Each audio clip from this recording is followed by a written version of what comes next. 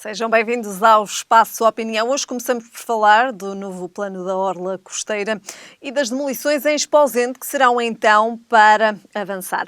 Falamos do Ministério do Ambiente, que ordena uma fiscalização às pedreiras em Borba, depois então do acidente que marcou a semana, na segunda-feira. Falamos do Governo, que se junta às reivindicações dos estivadores do Porto de Setúbal, e falamos também da greve dos juízes. Na política internacional, falamos da Espanha, que não aprova o acordo do Brexit. São estes os temas que temos hoje em análise. Comigo em estúdio, Pedro Neves Sousa. Pedro, obrigada desde já pela sua presença. Pedro, começamos por falar precisamente do plano da Orla Costeira, do novo plano da Orla Costeira, e falamos de Esposende. São então para avançar as demolições? É verdade, Helena. Boa noite. Estas demolições decorrem de algo que é absolutamente fundamental. O chamado POOC. Esta sigla significa Plano de Ordenamento da Orla Costeira, que neste caso em especial regula a nossa orla marítima de Caminha até Espinho, prevê um conjunto de demolições, sendo certo que essas demolições vão iniciar-se efetivamente em Esposende, nomeadamente em bairros habitacionais que ficam em cima da praia. Qual é o principal... também. E restaurantes. Qual é o principal objetivo do Governo? Este POOC está neste momento em discussão pública, portanto, está numa fase de discussão pública. Verificamos que não há aqui um entendimento entre os autarcas, entre a população e a própria APA. E o que acontece neste momento é que o Governo diz que vai avançar. O que é que está em causa na aplicação deste POOC? Está em causa a segurança das pessoas. Isto é, nós às vezes comentamos aqui notícias, e vamos hoje infelizmente comentar uma, relativa à falta de fiscalização, ou à falta de empenho, ou à falta de atividade do Governo em determinadas matérias que depois conduzem, infelizmente, à perda de vidas ou até à destruição de património. E nós aqui o que estamos a assistir é o seguinte: o Governo está a trabalhar na prevenção. E, portanto, deve ser saudado, nesta perspectiva, a atividade do Governo e a elaboração, nomeadamente, deste novo POOC, que olhou para a nossa orla costeira, olhou para construções, muitas delas, diga-se, ilegais, que estavam muitas delas praticamente em cima do areal, e prevê um conjunto de demolições que vai implicar também gastos avultados por parte do Estado português. Porquê só agora, Pedro? Só agora pelo seguinte, porque há estudos que apontam para uma subida do nível do mar, já há muitos anos. É algo que já passou do foro científico para as conversas de café. Toda a gente já percebeu que há reposição de areias porque o mar tem vindo a avançar. Isto tem a ver com outros fenómenos científicos e, efetivamente, todas as construções que estão, algumas já muito antigas, que estão em cima dos areais, muitas delas próximas das dunas, fazem com que o Governo pudesse ter duas opções. Uma primeira opção seria basicamente construir um muro, o Sr. Ministro do Ambiente falou quase uma muralha de areia, o que seria desde logo, nós quando falamos de praia, falamos de natureza, o que seria desde logo incompatível com uma ideia de praia, uma duna artificial quase como uma muralha, era algo que não fazia sentido. O que fazia mais sentido, até levando em linha de conta aquilo que têm sido os principais objetivos na construção das cidades e objetivos urbanísticos, será proceder a essas demolições e realojar quem tiver que ser realojado, ou então as próprias câmaras municipais, nomeadamente em Espinho e até em Esposende, também já mostraram abertura para isso. Será que, por exemplo, os restaurantes que lá estão localizados possam ser deslocalizados, nomeadamente para ganhando uma distância superior relativamente ao nível do mar. Nós vemos, e não só em Portugal, ainda vimos agora em Espanha, que muitas vezes há ondas gigantes, quando o mar começa a subir, atinge inclusivamente propriedades, e vimos agora em Espanha uma varanda que foi demolida por várias ondas de um mar bravo, e portanto o Atlântico é efetivamente um mar bravo. Este POOC o que é que pretende? Pretende exatamente prevenir esse tipo de problemas e fazer com que nós possamos ir para umas praias, para que os portugueses possam ir às praias, possam gozar essas mesmas praias e para que não haja perigo para quem vive, nomeadamente há bairros, e recordo-me bem de Espinho e também de Esposende, onde efetivamente há bairros que ficam em cima quase da praia e que correm riscos. Portanto, o que nós não podemos fazer é olhar para esta situação, fechar os olhos e daqui a uns anos, quando o mar invadir essas casas ou esses restaurantes, dizemos, há aqui Del Rey que temos um problema, como surgiu ainda esta semana com a questão das pedreiras que iremos falar depois. Já a seguir. Pedro, ainda mantendo-nos dentro deste tema do novo plano da Orla Costeira, é um plano que não reúne consenso. Não reúne consenso. Há situações que levantam algumas dúvidas, desde logo porque nós podemos colocar esta discussão no domínio técnico ou no domínio político. Por exemplo, uma das questões que se fala em Ofir, e estamos a falar ainda em Esposende, é a questão das famosas torres de Ofir. Saber porque é que as torres não têm que ser demolidas e porque é que há outro tipo de construções que têm que ser demolidos. E estamos a falar sempre de construções licenciadas, portanto, legais. Porque é que isso tem que acontecer? E, portanto, isto vai levantando quando se mistura componentes técnicas e estudos científicos com política, isto começa a ganhar uma dimensão complicada. Vemos, por exemplo, Espinho, que ainda há pouco tempo inaugurou e requalificou um bairro junto também a determinadas praias e que agora, com este PAOC, esse bairro tem que ser demolido. Inclusivamente foi um bairro com subsidiação europeia. Algo que também é muito importante aqui nós falarmos é que este tipo de intervenção, e este PAOC também o prevê também o gasto de vários milhões de euros, sendo certo que conta ao Estado português com fundos comunitários para o ajudar. Mas só em demolições nós estamos a falar de um valor que pode ascender a 12 milhões de euros. Portanto, estamos a falar de um investimento, digamos, avultado, fora aquelas indemnizações que têm que ser pagas aos particulares que vão ser afetados por esta situação. Esse valor é só o valor das demolições, só não valor... contempla Exatamente. essas indemnizações. Portanto, porque um português ou um proprietário que tenha uma habitação devidamente licenciada, se alterarem o plano de ordenamento e isso implicar a demolição da sua casa, tem obviamente que ser indemnizado. Se por acaso tiver lá construído a sua casa de forma ilegal, aí, pelo menos a meu ver, não há direito a qualquer tipo de indemnização, porque se trata de uma construção ilegal. Muito bem. Aqui também uma das grandes questões que se coloca é o edifício transparente, que de facto faz parte também dessas demolições. Como é que podemos encarar também aqui estas questões relativas a estes edifícios? O caso do edifício transparente não está previsto nesta primeira fase, já de imediato, ser demolido. Mas estamos a falar, e quem conhece o edifício transparente sabe que o edifício transparente está muito próximo do mar. Portanto, o edifício transparente não pode ser uma exceção a outras situações semelhantes. Se efetivamente há estudos técnicos que apontam que a subida do nível do mar pode afetar o edifício transparente, pouco sentido faria que só pelo facto do edifício transparente ter o significado que tem ou o simbolismo que tem, não tivesse também que ser demolido, tal como outras construções, como restaurantes, como bairros, que também vão ser demolidos. O estudo técnico, e penso que este PAOC merece alguma discussão política, e há presidentes de Câmara um bocadinho zangados com o que lá se vai passar, porque há presidentes de Câmara que dizem inclusivamente, eu até concordo, mas venham comigo explicar às populações porque é que nós vamos fazer isto. Porque essa é a parte mais difícil. É a parte mais complicada. Muitas vezes falamos de bairros pescatórios, onde vivem pescadores e dizem, se vier aí o mar, eu vou para o mar todos os dias ou vou para o mar todas as semanas. E, portanto, não é algo que os preocupe. Porque isto é uma medida, digamos, cautelar, é uma medida preventiva. As pessoas sabem que o mar está a subir, mas não vai ser para a semana ou daqui a um ano ou daqui a 2 anos. Agora, que tenhamos um plano de ordenamento da orla costeira que preveja estas situações, tendo por base estudos científicos, que é aqui o caso, e se o estudo científico nos diz que o nível do mar vai subir e vai chegar ao edifício transparente, não há nenhuma razão que faça com que o edifício transparente não tenha que ser demolido e tenha que desaparecer. Muito bem. Pedro há pouco falava precisamente da questão das pedreiras e precisamente também depois do acidente que aconteceu na segunda-feira à noite em Borba. O Ministério do Ambiente ordenou uma fiscalização de pedreiras em Borba. Pedro, este colapso do troço de estrada que liga Borba a Vila Viçosa já era um acidente que se antevia? Isto é exatamente o oposto do que nós estávamos a falar. Nós, quando falamos do plano de ordenamento da orla costeira, estamos a falar de um conjunto de medidas que são adotadas nesse plano no sentido de prevenir sinistros. Aqui o que nós estamos a falar é de uma situação diferente. Pelos factos que podemos apurar, a pedreira começou a laborar antes de haver uma legislação que a enquadrasse. Essa legislação o que nos diz é que as estradas que por lá passam têm que ter uma distância de segurança de 30 metros. Isto é, tem que haver 30 metros para cada um dos lados, no sentido de não acontecer o que aqui aconteceu.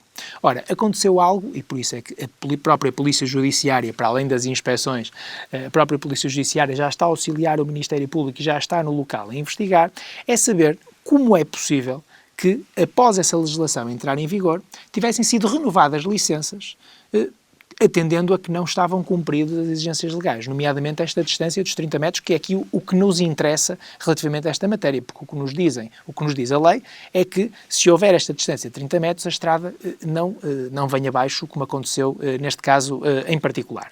E, portanto, o que está aqui em causa é uma situação onde, provavelmente, o Estado licenciou sem ter atenção ao que estava a licenciar ou sem ter o cuidado de verificar se estavam reunidas as condições de segurança. E a isto acresce ainda mais algo de muito importante. É que há pelo menos 5 avisos que são feitos ao Estado português, no sentido de chamar a atenção para esta questão da insegurança e do risco que existia, e nada foi feito. Pior, há estudos técnicos, e hoje a comunicação social dá à estampa várias declarações de técnicos que lá trabalharam, inclusivamente nos anos 90, portanto há mais de 20 anos, onde há mais de 20 anos já chamavam a atenção para estes perigos. Acresce também uma outra coisa, é que passa lá um autocarro com 50 crianças todos os dias, que felizmente não estava a passar àquela hora.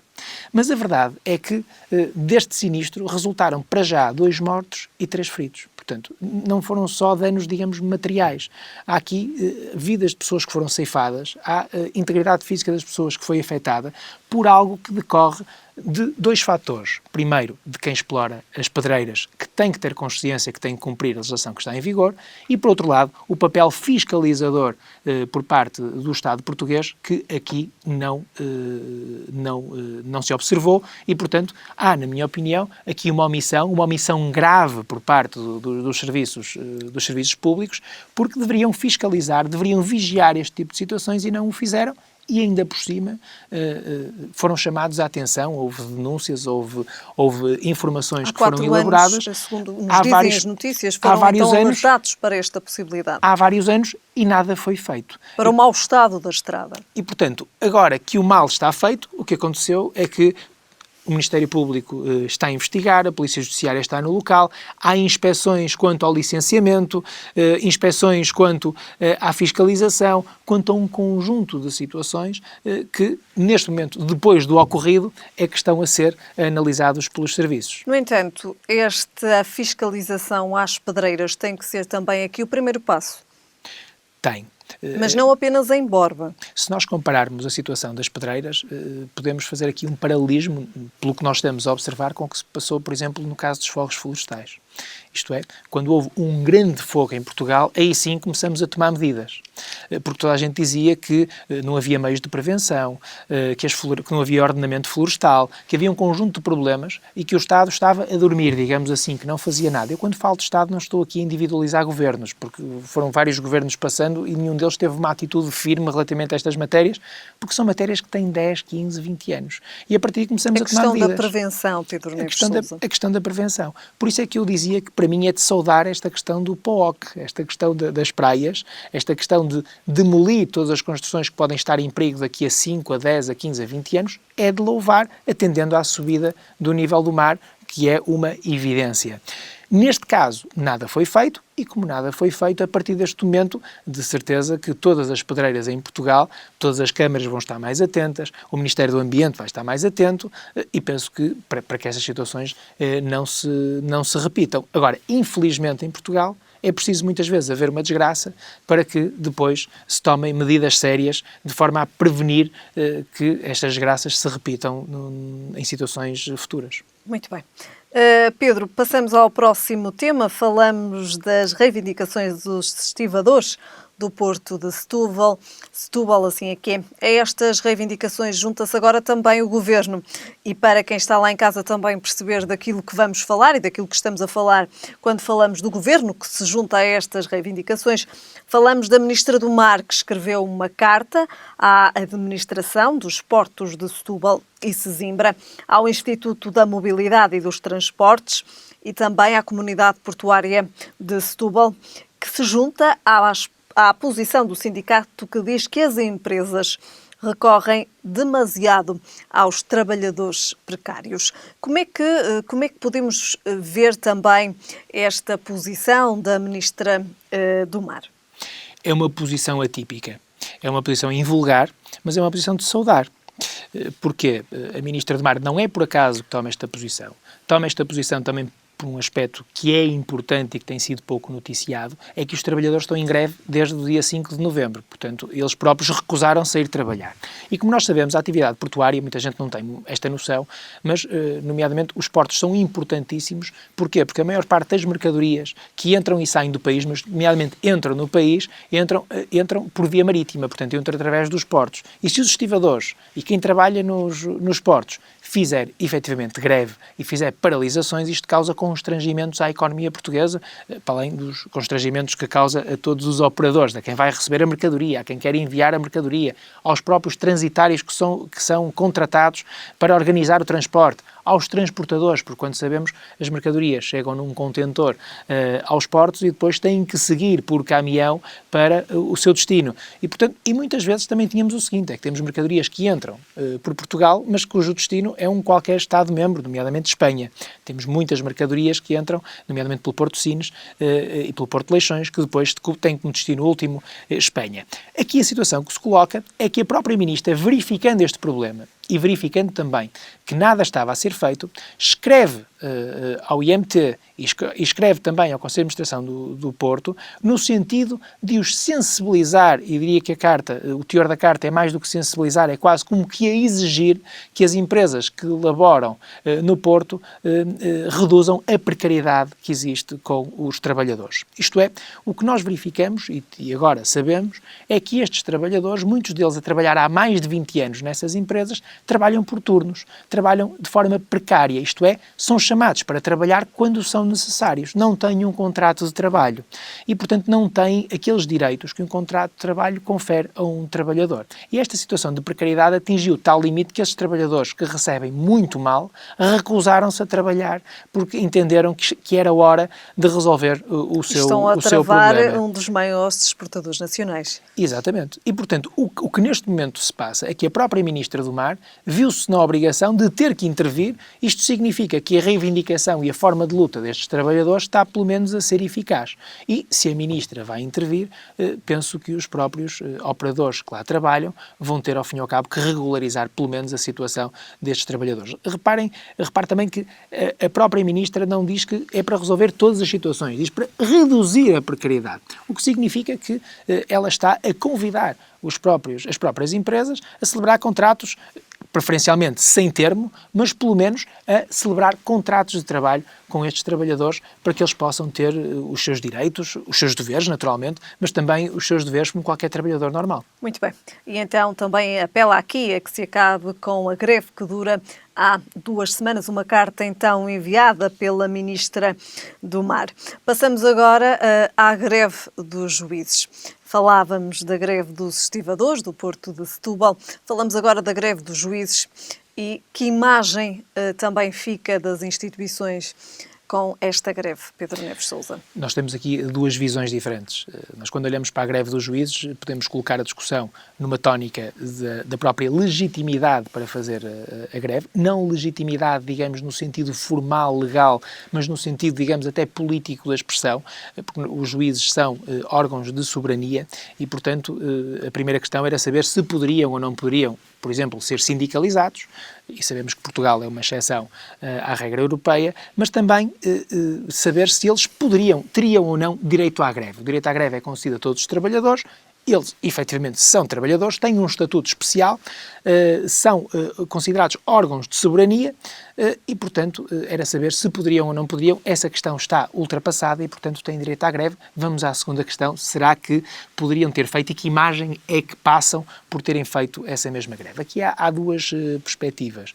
Há uma perspectiva da senhora Ministra da Justiça, digamos que parcialmente secundada pelo Presidente do Supremo Tribunal de Justiça, que nos vem dizer que isto dá uma imagem de instabilidade para a própria Justiça e de alguma desagregação naquilo que devia ser um sistema de unidade. Isto é, nós quando olhamos para a Justiça portuguesa, o cidadão olha para os tribunais e está à espera de um juiz que resolva os seus problemas. E em dias de greve, como foi o dia de ontem, o que acontece é que os advogados, as testemunhas, as partes chegam aos tribunais, é feita a chamada e a seguir diz-se que não vai haver diligência porque o senhor juiz está de greve. Isto causa complicações, porque há testemunhas que vêm de longe, há videoconferências, isto causa constrangimentos ao funcionamento da Justiça. Isto é, temos por um lado a imagem que passa e temos por outro lado uma outra situação também é muito importante, que é o normal andamento dos processos vai ficando atrasado. Porque este é o primeiro dia de 21 dias que está prometido pelo Sr. Presidente da Associação Sindical dos Juízes Portugueses. O que é que vai acontecer aqui? Nós estamos numa fase em que estamos a negociar, em que os Srs. Deputados estão a negociar o Orçamento de Estado. Os magistrados portugueses têm conhecimento disso e têm conhecimento que a aprovação na especialidade será feita, na generalidade será feita apenas no final do mês. E, portanto, estão aqui também, digamos, a aproveitar a situação para lançar pressão sobre o próprio Governo, até porque diz a Ministra da Justiça que há aqui uma reação exagerada e desproporcional dos magistrados portugueses, mas a verdade é que eles interrompem as negociações num dia e mantêm a greve para o dia seguinte e depois tem uma adesão de 90%. Ora, se há 90% dos magistrados portugueses, e essa é a conclusão a que eu chego, isto significa que as coisas não estão bem. Porque se fosse uma birra, digamos, da Associação Sindical com a própria Ministra, não havia 90% dos juízes portugueses a aderirem a esta greve. E, portanto, 90% aderiram a esta greve. Porquê? Porque eles querem mexer no Estatuto dos Magistrados Judiciais. Não só quanto, como muitas vezes se fala, ao Estatuto Remuneratório, que também é uma questão importante. Os magistrados portugueses, para quem não sabe, têm exclusividade. Isto é, eles não podem fazer mais nada, não podem obter rendimento mais lado nenhum em termos profissionais. Portanto, eles são juízes, são procuradores, mas aqui estamos a falar dos juízes portugueses, eles só podem receber pela sua atividade profissional. E, portanto, exige-se que haja uma carreira especial, como efetivamente têm, e que recebam acima dos outros. Eles não são funcionários públicos, isso era algo que no governo de Sócrates chegou a estar equacionado e que, felizmente, o Tribunal Constitucional acabou por não permitir, que seria, ao fim e ao cabo, empurrar os magistrados portugueses para uma carreira na função pública, quando eles são órgãos de soberania, e é algo completamente diferente. Mas o que eles pretendem, o que é? Estatuto remuneratório, portanto, em português corrente, querem ganhar mais. E, por outro lado, querem também ter, ao nível da progressão da carreira, querem ter outro tipo de condições que hoje não têm. Nomeadamente, o juiz de primeira instância, a passagem de juiz de primeira instância para juiz de círculo, que também é na primeira instância, mas tem um outro estatuto remuneratório. E, portanto, esta luta dos juízes é feita através da greve, passa, efetivamente, não passa uma imagem bonita da justiça portuguesa. Muito bem. Pedro, passamos ao último tema. Falamos da Espanha. A Espanha não aprova o acordo do Brexit. É verdade. Não diz que não aprova, diz que só aprova, portanto, a Espanha diz que só aprova se eventualmente o caso de Gibraltar ficar fora deste acordo, porque entende que tem que ser negociado à parte. Aliás, Gibraltar tem sido uma problemática que existe entre o Estado espanhol e o Reino Unido já há muitos anos, porque desde o século XVIII que Gibraltar é britânico, mas Espanha entende que também Gibraltar é espanhol. E, portanto, há aqui uma disputa, digamos, territorial. Como o próprio acordo... Que se reacendeu com o Brexit. Com o Brexit. Porquê? Porque no acordo há um conjunto de cláusulas, e há nomeadamente uma que levanta algumas dúvidas, se este território estaria ou não incluído. E, portanto, o que Espanha quer é que é ter a certeza que e está a fazer esta força, digamos, isto é quase uma pressão diplomática, que não assina o acordo se não lhe garantirem que a questão de Gibraltar está fora do acordo. E, portanto, se estiver fora, Espanha irá assinar, não tem nada a obstar. A única questão de Espanha tem exatamente a ver com esta questão de Gibraltar, que já é uma questão histórica e uma questão de disputa entre dois Estados, que decorre já há muitos anos. Aliás, o Reino Unido não foi só este, teve vários casos pelo mundo fora, em que disputa com outros Estados determinados territórios. E aqui com Espanha acontece o mesmo, mas Espanha, de facto, neste momento, diz mesmo que enquanto esta questão não ficar resolvida, não há assinatura por parte da Espanha. A Espanha não aprova, não assina o acordo do Brexit. Exatamente. E é necessária a sua assinatura. Portanto, a Espanha o que está a fazer neste momento é lançar pressão para que alguém declare, para que mais à frente não se diga alto lá que a questão de Gibraltar estava resolvida no acordo que foi assinado entre o Reino Unido e a União Europeia. E, portanto, o que a Espanha quer garantir é que esta questão não fica resolvida, que fica em aberto para continuar a poder discutir com o Reino Unido a questão de saber se Gibraltar é britânico ou é espanhol. Gibraltar, então, aqui, digamos assim, a condicionar o Brexit é verdade. Entre Espanha e o Reino Unido, uma questão aqui, então, que se mantém, que se reacendeu com o Brexit. Pedro, muito obrigada. Damos por terminado, então, hoje o Espaço Opinião. Voltamos a ver-nos daqui a 2 semanas. Obrigada. Muito obrigado. Foram então estes os temas. Hoje em análise terminamos então a falar de Espanha, que diz então não assinar o acordo do Brexit. Voltamos amanhã.